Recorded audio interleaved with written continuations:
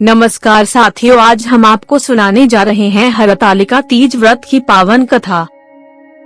भाद्रपद मास के शुक्ल पक्ष की तृतीया को सुहागिन स्त्रियां और कुमारी कन्याएं यह व्रत बड़े श्रद्धा और विश्वास के साथ करती हैं। इस दिन माता पार्वती ने कठोर तपस्या करके भगवान शिव को पति रूप में प्राप्त किया था।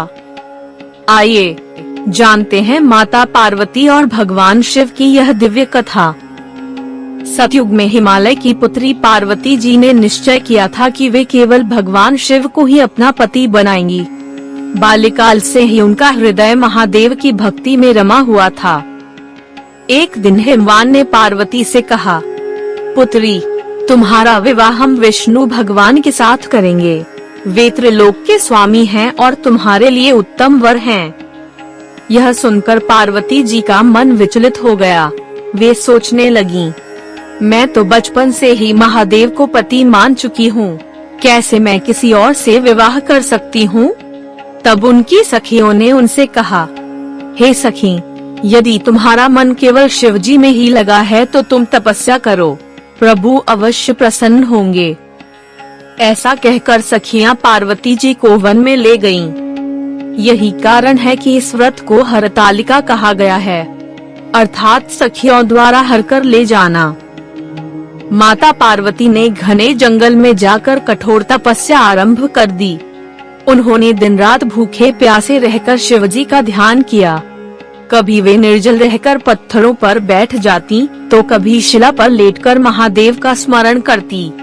उनकी इस तपस्या से पूरा ब्रह्मांड प्रभावित हो उठा। देवता, ऋषि मुनि सब आश्चर्य करने लगे कि कन्या रूपी शक्ति इतनी कठोर साधना कर रही है। अंततः भगवान शिव उनकी तपस्या से प्रसन्न हुए। प्रभु ने प्रकट होकर कहा, हे देवी, तुम्हारी भक्ति, श्रद्धा और अटूट निष्ठा देखकर मैं प्रसन्न हूँ। आज से तुम मेरी अर्धांगिनी बनोगी। तुम्हारा और मेरा विवाह होगा और तुम सदा के लिए मेरी पत्नी के रूप में पूजित होगी। माता पार्वती ने यह वरदान पाकर हर्ष से भगवान शिव को प्रणाम किया। उस दिन भाद्रपद शुक्ल तृतीया थी, तभी से यह व्रत हरतालिका तीज कहलाया। बहनों और माताओं, यही कारण है कि आज भी हरतालिका तीज का व्रत बड़ी श्रद्धा से किया जाता है। सुहागिन स्त्रियां इस व्रत को अपने पति की लंबी आयु, अच्छे स्वास्थ्य और अखंड सौभाग्य के लिए करती हैं। कुमारी कन्याएं यह व्रत उत्तम वर की प्राप्ति के लिए करती हैं। इस दिन निर्जला या फलाहार रहकर व्रत किया जाता है। रात्रि में जागरण कर भगवान शिव और माता पार्वती के भजन गाए जाते हैं। अगली सुबह पूजा पाठ कर व्रत का पारण किया जाता है। कहा गया है कि इस व्रत के प्रभाव से दाम्पत्य जीवन सुखमय होता है और परिवार में समृद्धि बनी रहती है।